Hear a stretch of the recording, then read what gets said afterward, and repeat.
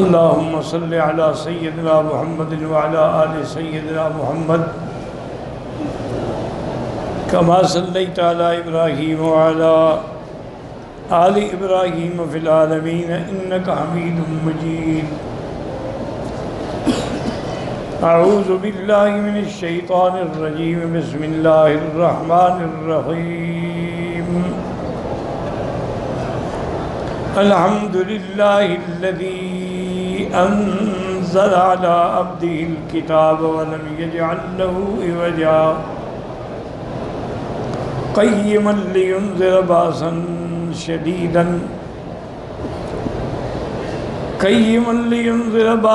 شديدا من لدنه ويبشر المؤمنين الذين يعملون الصالحات أن لهم أجرا حسنا ماكثين فيه أبدا وينذر الذين قالوا اتخذ الله ولدا ما لهم به من علم ولا لآبائهم كبرت كلمة تخرج من أفواههم إن يقولون إلا كذبا. قال المؤلف والمفسر رحمه الله تعالى قال الإمام أحمد حدثنا محمد بن جعفر قال حدثنا شعبة بن أبي إسحاق قال سمعت البراء يقول قرأ رجل الكهف وفي الدار دابة فجعلت تنفر فنظر فإذا ذبابة أو صحابة قد غشيته فذكر ذلك للنبي صلى الله عليه وسلم فقال اقرأ فلان فإنها السكينة تنزل عند القرآن أو تنزل للقرآن أخرجاه في الصحيحين. سورۃ الکہف کے فضائل میں بہت ساری روایات ہیں جو انشاءاللہ ہم پڑھیں گے. ان میں ایک روایت یہ بھی ہے کہ حضرت البراء ابن عازب رضی اللہ عنہ فرماتے ہیں کہ ایک آدمی اپنے گھر میں سورۃ الکہف پڑھ رہا تھا اور ساتھ ہی اس کی سواری جانور بندھا ہوا تھا. اب جانور نے رسی توڑانے کے لیے اچھلنا کودنا شروع کیا. اس غریب نے جلدی نماز ختم کی تو دیکھا کہ اوپر ایک بادل ہے جو جس نے ڈھانپ رکھا ہے. اس نے آگے یہ واقعہ حضور صلی اللہ علیہ وسلم کو ذکر کیا. آپ نے فرمایا اللہ کے بندے پڑھو، یہ اللہ پاک اب سکینہ نازل فرماتی ہیں قرآن پڑھنے والوں پر. جب قرآن پڑھا جاتا ہے تو اللہ تعالیٰ کی طرف سے سکینہ وہ بادل کی شکل میں آئے، وہ سحاب کی شکل میں آئے، وہ دل میں القاء کی شکل میں آئے. یہ حدیث صحیحین میں ہے.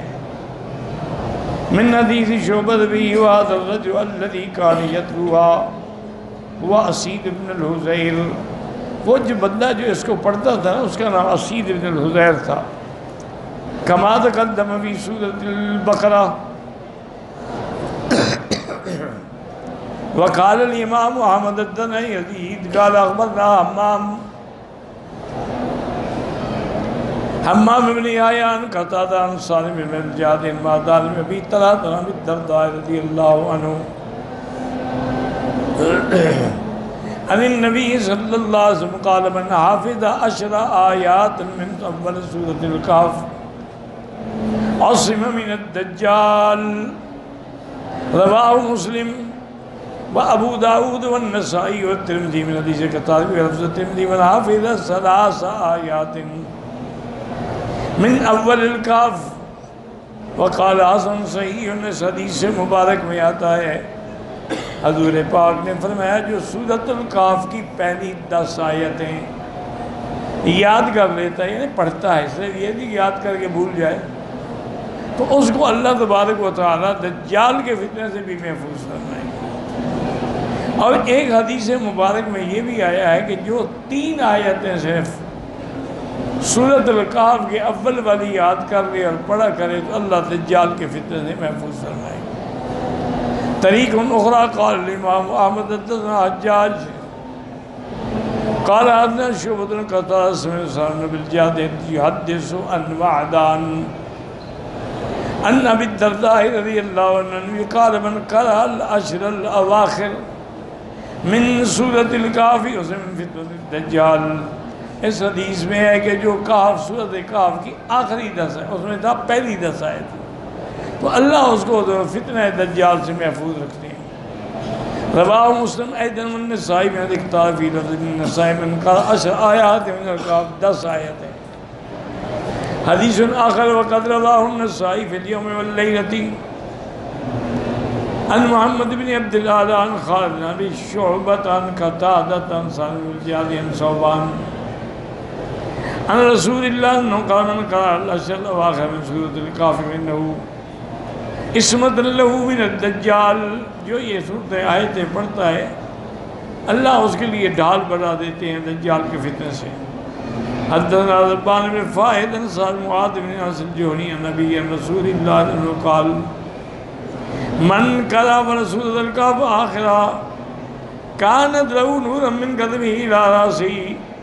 جو اس سورت کے اول آخر کو پڑھتا ہے اللہ پاک اس کو نور عطا فرماتے ہیں جو اس کے پاؤں سے لے کر سر تک ہوگا. ومن قرأ کلھا کانت لہ نورا ما بین السماء والارض. اور جو سورۃ الکہف پوری پڑھتا ہے اس کے لیے نور ہوگا زمین سے لے کر آسمان تک. ولم يخرجوا وروى الحافظ بن بكر في تفسيره بإسناد له غريب أن خالد بن سعيد بن مريم النافع بن رضي الله عنهما قال قال من قرأ سورة الكهف في يوم الجمعة سطع له نور من تحت قدمه إلى عنان السماء يضيء له يوم القيامة فضل ما بين الجمعتين. اس حدیث میں آتا ہے حضرت ابن عمر فرماتے ہیں جو آدمی سورۃ الکہف جمعہ کے دن تلاوت کرے اس کے لیے اس کے پاؤں سے لے کر آسمان تک اس کے لیے نور ہوگا. قیامت کے دن روشن ہوگا اور ایک جمعے سے اگلے جمعے تک اللہ اس کے گناہوں کو معاف فرما دیں گے. وہذا حدیث فی نفیرۃ واصنافات والوقف. حد واقعہ الامام سعید بن منصور نبی سنن شیخ الشین نبی ہاشم ابی مجرد کیسے بعد ابی سعید الخدری رضی اللہ عنہ قال من قرأ سورۃ الکہف یوم الجمعۃ ضاء له من النور ما بینه وبین البیت العتیق. انہوں نے فرمایا کہ جو جمعہ کے دن پڑھتا ہے تو اللہ اس کو اتنا نور دیتے ہیں کہ اس کے بیت العتیق تک. هكذا وقع موقوفا وكذا رواه الثوري عن ابي حازم به حديث سعيد الخدري وكذا بن ابي بكر محمد بن المؤمل بن حسين محمد الشعراني حضرنا نعيم بن حماد قال وشيم قال حضرنا ابو حازم بن مجد قيس بن عباد عن ابي سعيد عن النبي انه قال من قرأ سورة الكهف في يوم الجمعة أضاء له من النور ما بينه وبين الجمعتين.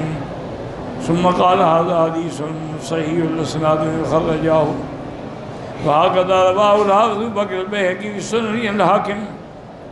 ثم قال البيهقي رواية عن كثير شعبة ابي هاشم بإسناده ان النبي قال من قرأ سورة الكهف كما نزل كان نورا يوم القيامة قیامت کے دن اس کے لیے نور ہوگا.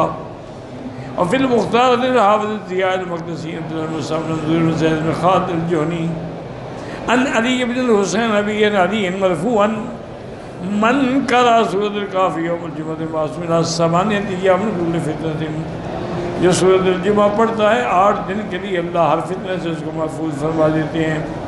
وَإِنْ خَرَجَ الدَّجَّالُ وَسِبَ مِنْهُ اگر دجال بھی ہوگا اس کے فتنے سے بھی محفوظ رہے گا. تو یہ سورۃ الکہف جو ہے نا جی اس کے بڑے برکات و ثمرات ہیں.